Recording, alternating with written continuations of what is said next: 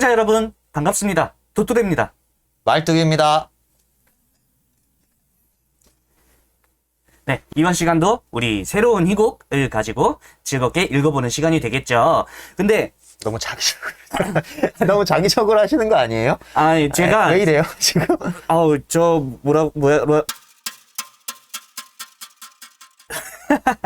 이번에 저희가 자기적이야. 항상 짧은 그런 희곡들을 읽어왔었잖아요. 이번에는 굉장히 긴 걸 읽었거든요. 그래서 거기에 에너지를 다 쏟았더니 제가 에너지가 많이 떨어져 있어서 조금 자기적이고 인위적으로 제가 조금 텐션을 올리고 있는데 그냥 이해해주세요. 무슨 소리입니까 또? 아니 뭐가 길어요 이게. 예. 아이고 진짜. 예. 어쨌건 그런데 이제 본격적으로 이 희곡을 소개하기에 앞서서 제가 이 점은 먼저 말씀드리고자 해요. 일단 여러분들이 지금 이것이 방송되는 이 시점에 이 희곡을 읽으시기 굉장히 좋으실 거라고 생각이 들어요. 뭐냐? 아까 제가 말씀드렸었죠? 조금 내용이 많다고, 그리고 두껍다고. 그렇다면 우리 이번 여름 많지도 않고 두껍지도 않아요. 제 기준으로 제 기준으로 굉장히 두꺼운데, 그래서 저와 같은 기준을 갖고 계신 여러분들이 있다면 이번 여름 많이 더우실 텐데 집에서 시원하게 선풍기나 에어컨 틀어놓고서 긴 시간 이제 이게 무슨 소리야? 길고 두꺼우니까는 긴 시간 감상할 수 있으니까 좋다고? 그렇죠. 아니 지금 무슨 소리를 하고 있는? 아침 나오네. 아니 나 진짜 지금 무슨 소리 하고 있는 거예요? 빨리 책 소개하세요. 책 소개. 예, 오늘 읽어볼 희곡 소개해드리도록 하겠습니다. 이번에도 여러분들 처음 들어보시는 작가 이름일 거예요. 네, 미하일 불가코프가 쓴 백이군입니다. 모든 게 다 마음에 걸려. 아니 왜 처음 들어봤을 거라고 단정을 해요. 진짜 미치겠네. 그건 진짜. 유명한 사람입니다. 네, 여러분 미하일 불가코프 유명한 사람입니다. 유명한 사람인데요. 어쨌건 저는 제 기준으로 말을 하는 거니까. 예. 당신의 기준이 뭐죠? 이렇게 하면 안 되지. 박사님 기준이 뭐죠? 제 기준은 명확해요. 뭐냐? 불가코프 들어본 적 없다. 근데 백이군 들어본 적 없다. 근데 투르빈가의 나날들 들어본 적 있다. 투르빈가의 나날들을 들어본 적 있으시다고요? 들어본 적 있다. 다만 읽어본 적 없다. 그래서 이번에 처음 읽어보게 됐습니다. 그래서 갑자기 투르빈의 나날들 얘기하고 백이군 얘기하고 그래서 좀 이게 뭐지? 뭐 그렇게 생각하시는 분들 있으실 수도 있을 것 같아서 제가 그것만 살짝 말씀드릴게요. 이 희곡에 관련된 역사가 조금 있는데 아주 간략하게 말씀드리면 먼저 투르빈의 형제들이라고 해서 잠깐만 지금 뭐 소원이고 뭐고 아무것도 없이 그냥 바로 역사 설명을 하신다고요? 왜냐면 제가 방금 투르빈의 나날들 얘기를 해버려가지고 얘기 나온 김에 짤막하게 말씀드리고 가면 좋지 않을까 싶어서 네, 갈게요. 네. 이 불가쿠프란 사람이 1920년에서 21년 사이에 투르빈의 형제들이란 제목으로 뭐 집필을 한 적이 있어요. 그래서 소설 백이군이 1923년에서 24년 사이 그때 뭐 나왔습니다. 그리고 그 이후에 이 소설을 바탕으로 해서 희곡으로 다시 만들었어요.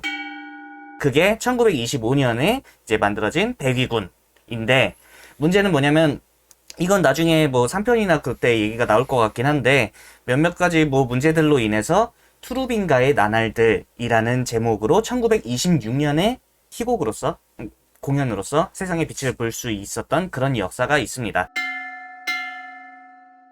뭐 투르빈가의 나날들 했을 때 저도 그러니까 왜요? 그 역사가 뭔데요? 정확하게 몰라요. 왜냐면 약간 정치적인 그런 이유도 있을 것 같고, 왜냐면 이 사람이 우크라이나 키예프에서 태어난 불가코프인데 엄밀히 따지면 뭐 러시아 극작가라고 묶어야 될 정도로 나중에 모스크바로 이동해서 거기서 적극적인 활동? 그것마저도 좀 많이 뭉개지긴 했지만 투르빈가의 나날들 했을 때 뭐 저는 어렸을 때 이 제목 들어본 적은 있다고 했었잖아요. 그래서 어렸을 때는 그냥 이게 투르빈가가 무슨 거리 이름인가 보다 뭐 그런 식으로 뭐 의지로 사간가 뭐 그런 식으로 생각했었는데, 여기 나오는 주인공들의 성이라고 해야 될까요? 그게 투르빈입니다. 그래서 투르빈 가족의 날들 또는 나날들, 그런 식으로 인식하시면 될 것 같아요. 이제 본격적인 희곡 얘기로 들어가야 될 텐데요. 사실 조금, 예, 그렇습니다. 왜냐면 이번 편이 저에게는 거의, 예, 처음 겪는 그런 상태거든요. 뭐냐. 지금까지는 잘 이해가 되지 않더라도 희곡들을 읽으면서 굉장히 재밌었어요. 그래서 뭔가 느낌이 오는 것도 있고, 뭐, 몽글몽글 생겨나는 그런, 뭐, 이상한 생각들이 있는데, 뭐, 잘 정리가 되진 않았지만, 어쨌건, 그럼에도 불구하고 희곡들 읽을 때 이거, 그럼에도 불구하고 재밌어요. 여러분들 재밌어요. 막 그런 식으로 막 제가 많이 했었잖아요. 근데 제가 이번에는 그런 추천을 잘 못하겠어요. 솔직히 말해서. 아, 재미가 없으셨다. 정확하게 말씀드릴게요. 재미가 없다는 맞는데, 재미가 있을 것 같은데, 제가 그 재미를 잘 못 찾겠어요. 네. 분명 여러분들 같이 이렇게 훌륭하신 분들이 읽으실 때는 좀 더 재밌지 않을까 이렇게 생각을 하는데 참 어렵네요. 예. 이게 내용이 막 어렵고 그러진 않아요. 하나는 있어요. 그러니까 우리한테 친숙하거나 그런 이미 잘 소개가 됐던 역사는 아니다 보니까 그래서 갑자기 누가 그 나왔다는데 역사가 친숙하지가 않다. 네. 무슨 역사인데요? 우크라이나 지역의 1918년, 9년 그때 전후로 한 그때의 역사. 그러니까 1차 세계대전 그쯤의 우크라이나 역사? 1차 세계대전과 관련이 있는 역사예요? 저는 있다고 봤습니다. 왜냐면 이거 설명할 때 말씀드릴게요. 네. 아, 설명할 게 있어요? 솔직히 제가 이번 편 한숨은 최대한 많이 안 쉬려고 했는데 지금 제가 아까부터 세고 있었거든요. 당신 한숨 몇 번 쉬는지. 저 이번 편 쉬었어요? 지금 벌써 한 10번은 넘게 쉬었어요. 모든 말 하기 전에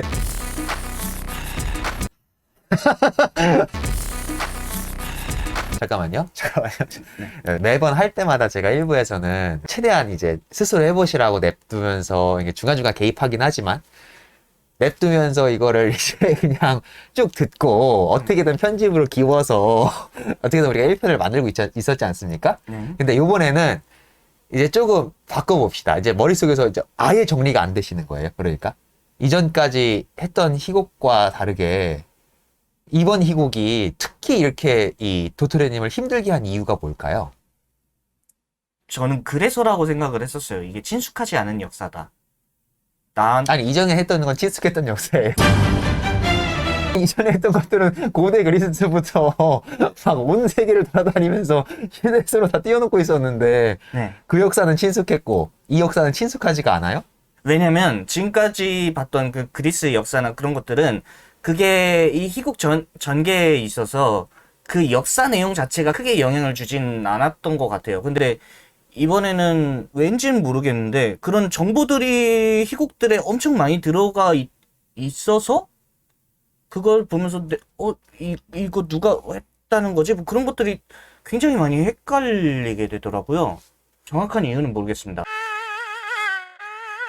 분명히 그러니까는 다 있었는데. 느낌으로는 분명히 이전 희곡과는 다르게 너무나 나를 더 힘들게 한 건 맞다. 네. 하지만 그 이유가 뭔진 모르겠다. 이렇게 정리되는 거네요. 그러니까. 네, 좋습니다. 그러면 이렇게 또 반대로 이렇게 접근해 봅시다. 예. 그러면은 당신이 이 희곡을 이해하기 위해서 네. 들였던 어떤 이 생각의 과정이 있었을 거 아니에요? 예. 그걸 한번 그럼 풀어주세요.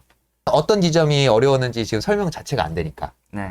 그러니까 그 어려움을 본인이 해소하기 위해서 어떤 노력을 하셨는지, 혹은 이 시청자분들에게 이런 고민을 어떻게 나눠와야지 이 희곡이 읽힐지, 이것을 고민한 그 지점을 말씀해 주시면 그게 컨텐츠가 되겠죠.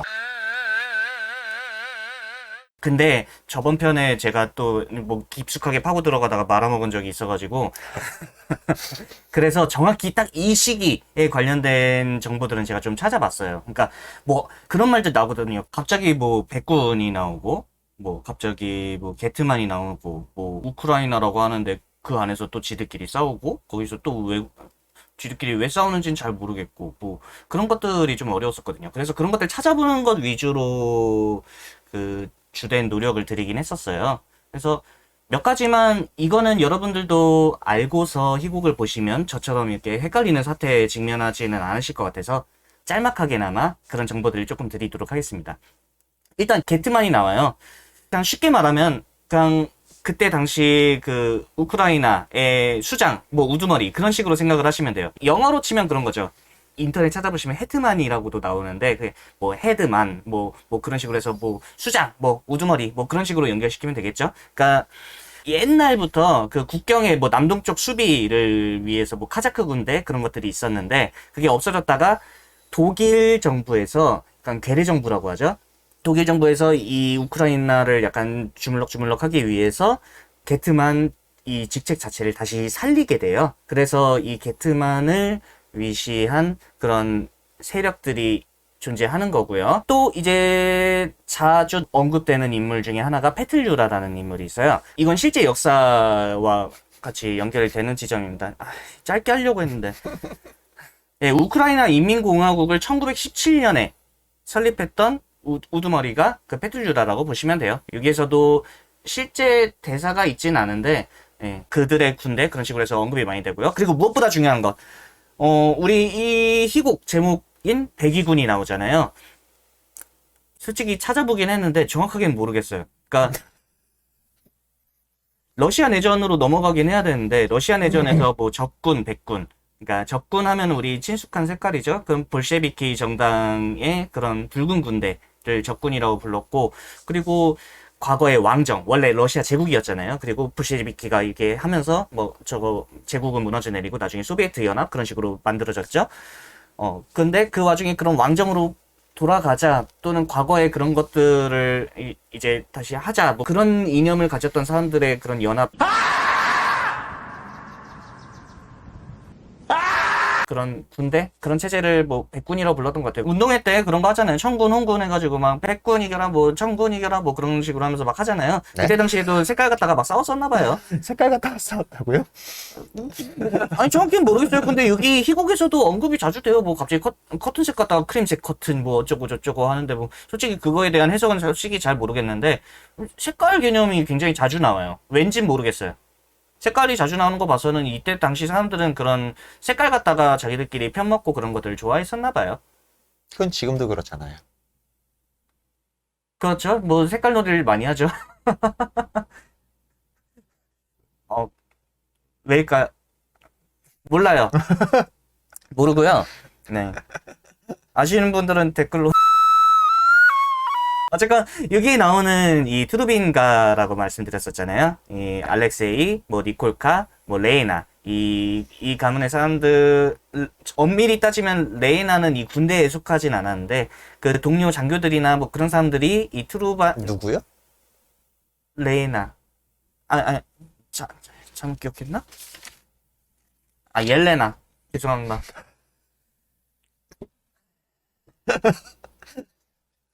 짜증나. 병신아. 정보가 짧았네요. 정보가 다였어요. 세 줄 요약 안 하셨어요? 예. 그럼에도 불구하고 세 줄 요약을 했는데요. 심지어 이것마저도 저에게 자신감을 앗아가는 그런 상황이었어요. 왜냐? 이번에 세 줄 요약했는데도 제가 마음에 들게 세 줄 요약이 절대 되지 않아요. 일단 해볼게요. 들어보세요. 첫 번째, 백위군인 알렉세이 형제 및 동료가 그들의 집에서 페틀유라와의 전투를 준비합니다. 두 번째, 게트만이 도주하자 알렉세이가 군을 해산합니다. 세 번째, 다시 집으로 모이고 볼셰비키의 붉은 군대가 점령을 하러 들어옵니다. 그런 이야기예요. 그런데 제가 지금 막상 세 줄 요약 자체는 국가 전체의 그런 군대, 그런 정세, 그런 것과 관련되듯이 이렇게 되는데 막상 이 희곡을 읽어보면은 그게 계속 연관돼 있긴 하지만 주로 나오는 건 이 투빈, 이 아파트 집 아닌데 근데 또 그걸로만 하기에는 또 세 줄 요약이 안 되고 왜 그런지 솔직히 전 오늘은 좀 솔직하게 말하겠습니다. 오늘 좀 도움이 많이 필요합니다. Somebody help me! 말똥님에게 하는 말이 좀 예. 그럼에도 불구하고 고전의 향기가 계속해서 나요. 명작의 향기가 나요. 예. 제가 재미없게 읽었다고 했죠? 맞아요. 제가 재미 발견 못했어요. 근데 그럼에도 불구하고 이거는 정말 거장이 쓴 그런 거짓말 이 사람이 쓴 작품 중에 거장과 뭐 마그렛 뭐 그런 것도 있는데 아, 그걸 알아요? 그냥 찾다 보니까 제목만 아. 봤어요. 예. 거장과 마르가르타를 아세요?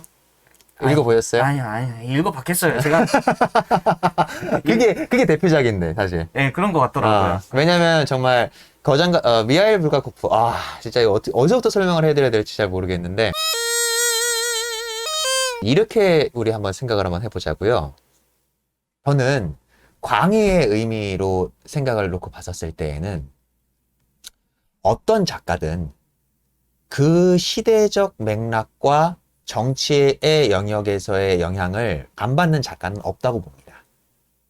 상징주의자들을 저희가 펠레아스 멜레장 설명할 때 제가 상징주의자들 설명할 때도 그 상징주의자들 틈에서 이제 쭉 발전해 나와가지고 저 끝에 정치도 싫고 이 세상 만사 모든 인간의 모든 이런 인간사들 다 싫고 그래가지고 난 나만의 예술을 찾아 떠나겠어 라고 자기 예술을 밟아나갔던 퇴폐주의 예술가들 있잖아요. 그런 부류들도 저는 개념적 의미에서 놓고 보면 그 시대가 만들어낸 또 다른 정치적 맥락 중에 하나라고 저는 이해하는 편이거든요. 그러니까 문학사라는 것은 반드시 그 시대에 있었던 역사적 맥락과 함께 가야 합니다. 그 이해가 뒷받침되지 않고 나 혼자만의 어떤 순수한 진실을 찾는 예술을 하겠어 라고 그렇게 막 수많은 예술가들 얘기를 하죠. 그런데 그러한 외침이 나의 예술, 나의 어떤 창작의 자유 이런 것들을 부르짖는 그러한 외침이 우리의 시대적 맥락 속에서 어떻게 읽혀내는가가 그 사람의 문학적 특질을 가려내는 데 아주 중요한 수단이거든요. 그런 맥락에서 제가 요거부터 한번 읽어드릴게요. Occupy Wall Street, 미국 월가를 중심으로 일어났던 월가를 점령하라 시위 아세요? 들어본 거 같아요. 들어보셨어요? 네. 그러니까는 그 오큐파이 월스트리트가 있었을 때 그때 당시에 미국 내에서는 어마어마하게 핫한 이슈였어요. 그리고 그것이 과연 정말 그 월스트리트를 점령하고 그 미국의 자본주의 시스템을 바꿀 수 있는 지표로 발전해 나와가지고 미국의 체제를 바꿀 수 있을 것인가. 그때 당시에는 굉장히 그런 기대가 컸죠. 물론 싸그리 와야 됐습니다. 그런데 그 운동이 지도자도 없고 지휘 체계도 없고 어떤 뚜렷한 이념과 어떤 대안 체제를 갖지 않은 채 그 민중들의 불만이 터져 나와가지고 당장 월스트리트를 점거하라 라는 이 하나의 구호만 갖고 뭉친 단체였거든요. 그래서 거기 관련된 수많은 드라마들과 책, 소설들이 그때 당시 미국에서 많이 쏟아졌고요. 그래서 그 사람들의 그 인터뷰 자료도 어마무시하게 많고요. 다큐멘터리도 있어요, 심지어. 그런데 그거를 쭉 보고 있다 보면은 그래서 이 사람들한테 끊임없이 사람들이 물어요. 이걸 보수적인 관점에서 이제 이걸 해석하시는 분들은 너희들의 좀 수장이 누구냐? 이거 도대체 누가 조직해가지고 지금 이 집회를 여는 거냐? 뭐 이런 것도 계속 묻죠. 근데 정말 없었거든요. 이끌 사람들이 없고 이 인터넷 매체를 통해 가지고 누군가가 이날 우리가 월가를 지금 점령하자라는 이 뜻을 전달하기 위해서 이날 여기에 모입시다. 그냥 이런 거 딱 하면 그냥 모이고 거기서 뭐 노숙하고 이런 생활이 몇 개월 갔단 말이에요. 지도자도 없고 대안책을 내시하는 것도 없이 그냥 요구는 딱 하나였어요. 월스트리트를 점거하라. 그러니까 당연히 이것을 회의적으로 바라보신 분들은 저거 오래 못 간다. 이렇게 보고 있었고 그 뜻에 동의하더라도 저러한 집회 형식을 띈 것은 큰 어떤 이 역사적 흐름의 물결을 만들어내지 못한다. 이렇게 보는 사람도 있고 저런 것이 정말 민중의 뜻이다. 우리 대중의 뜻이다. 그러니까 저런 소리들이 살아남아서 계속 이어져야지 이 나라의 어떤 근본적인 이 자본주의 폐해 이런 것들이 바뀐다. 이렇게 보셨던 분들도 있고 그걸 바라보는 사람들이 수많은 가치 판단들이 있었겠죠. 그 오큐파이 월스트리트에 슬라보의 지젝이라고 현대에 지금 유명한 철학자분이 계신데 지젝이 가서 연설을 한 적이 있어요. 아세요? 네. 아세요? 아니 내용까지는 정확히 모르는데 사진을 봤어요. 정말요? 그러면은 그 연설 때 무슨 내용 하셨는지 기억하세요? 아니 내용을 모른다니까요. 무슨 티를 입고 있었는지 그런 건 봤는데 내용까지는 정확히 그래요. 그 연설을 한 적이 있어요. 그 연설했을 때 일부를 지금 인용해 드릴게요. 연설을 했을 때 그게 어떤 선언문이나 이런 걸 얘기한 게 아니라 하나의 우화를 얘기해줘요. 시베리아로 끌려간 남자가 있었다. 그는 자기의 편지가 검열될 것이란 걸 알았고 그래서 그의 친구에게 말했다. 내가 당신에게 이제 편지를 거기 가서 보낼 건데 편지를 보낼 때 그 내용이 파란 잉크로 쓰여져 있다면 거기에 적힌 내용은 사실이지만 빨간 잉크로 적혀 있다면 그 내용은 모두 다 거짓이다. 이렇게 얘기를 남겨놓고 이제 시베리아로 끌려간 거예요. 그리고 한 달이 지났어요.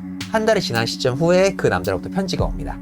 한 달 후에 편지가 왔고 그 편지엔 파란 잉크로 이렇게 적혀 있었다. 여기는 모든 게 훌륭하다.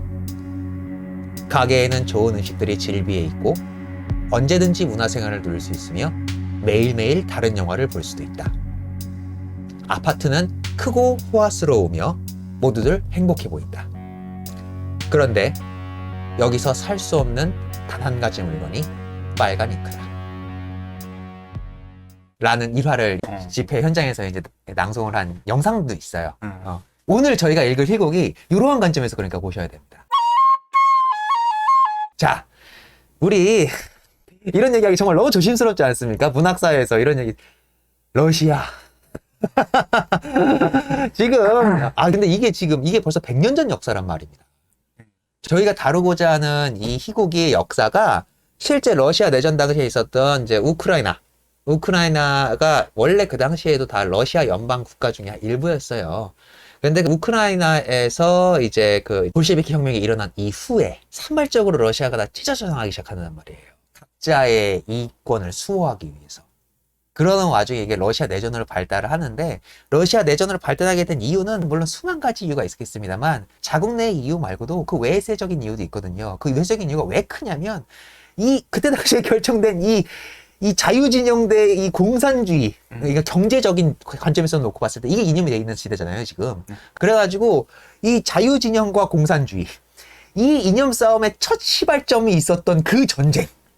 그것을 가르는 것이 이제 1차 세계대전도 거기에 다 포함되는 거지만 1차 세계대전은 정말 이 이념 전쟁이라보단 자국의 이익을 수호하기 위한 어떤 이러한 전쟁에 가까웠고 진짜 정말 말 그대로 20세기 한 세기를 내내 지배하고 지금까지도 유지되어 오고 있는 이 낡은 가치, 이것의 시발점이 어디였냐면 이게 러시아 내전이에요.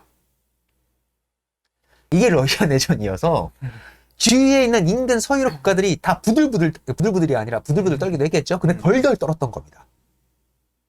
마르크스가 얘기한 것이 그냥 한낱 그냥 미물이 그냥 짓거리는 그러한 것이라고 쟤네들 새도 적다고 그냥 이렇게 무시했던 이러한 분위기였던 이거 19세기에서 20세기로 휙 넘어가서 20세기 초반이 되니까 진짜 마르크스의 말이 진짜 현실로 일어나고 있는 거야. 어디서? 러시아의 볼셰비키에 의해서, 레닌에 의해서, 트로츠키에 의해서, 스탈린에 의해서. 실제로 지금 저기 유럽 입장에서 보기에는 저 극동지방에 있는 러시아 슬라브계 애들이 지금 뭉쳐가지고 막 500만 군대를 꾸려가지고 진짜 막 온 나라를 진짜 자유를 다 밀어버리고 공산화시킬 것 같은 두려움이 드는 이러한 시기예요. 그러다 보니까는 러시아 내전이 왜 흥미롭냐면 그러니까 첫 번째 이념 전쟁이었던 겁니다. 물론 그 인류사에 있어서 모든 전쟁들이 다 이념 전쟁의 자축이긴 하지만 진짜 말 그대로 지금 우리들이 지금 현실로 겪고 있는 이 이념 사이에 껴있는 건데 저는 개인적으로 그거 다 낡은 가치라고 생각합니다, 이젠.